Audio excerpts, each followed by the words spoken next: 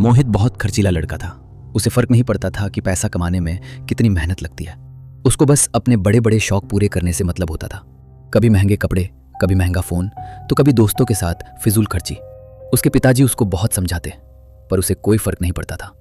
एक रात मोहित के पिताजी को नींद नहीं आई। वो करवटें बदलते रहे और सोचते रहे कि मोहित को कैसे पैसों की अहमियत समझाए। वो सुबह उठे और मोहित से कहा कि जैसा मैं कहूँ तुम वैसा ही करोगे तो जो तुम चाहोगे मैं तुम्हें दूंगा। उन्होंने मोहित को एक सिक्का दिया और कहा कि जाओ इसे कुएं में फेंक दो। मोहित ने बिना कुछ पूछे सिक्का कुएं में फेंक दिया। ऐसा कई दिन चला। पिताजी सिक्का देते रहे और मोहित सिक्का कुएं में फेंकता रहा। एक दिन पिताजी ने कहा, बेटा आज मेरी तबीयत खराब है, तुम बस थोड़ी देर के लिए मेरी जगह काम पर चले जाओ, वरना सेठ मुझे काम से निकाल देगा और मैं तुम्हें कभी पैसे नहीं दे पाऊंगा। लालच में आकर मोहित ने सोचा, एक ही दिन की तो बात है, चला जाता हूं। उसने उस दिन बहुत काम किया, बोरे ढोए, सफाई की और आधे दिन में ही थक कर चूर हो गया और आधे पैसे लेकर घर आ गया। उसके मन में आज एक अलग एहसास था, स्वाभिमान का। वो बार बार अपनी मुट्ठी में बंद पैसों को देखता और मन ही मन खुश होता।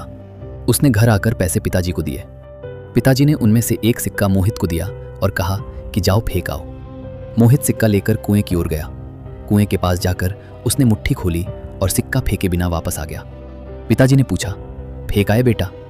इतना कहते ही मोहित फूट फूट कर रोया और पिताजी से लिपट गया और बोला, मुझे माफ कर दो पिताजी, मैं समझ गया हूं इस सिक्के की कीमत। मैं कभी जीवन में पैसा बर्बाद नहीं करूंगा। पिताजी ने मुस्कुराकर मोहित को गले से लगा लिया।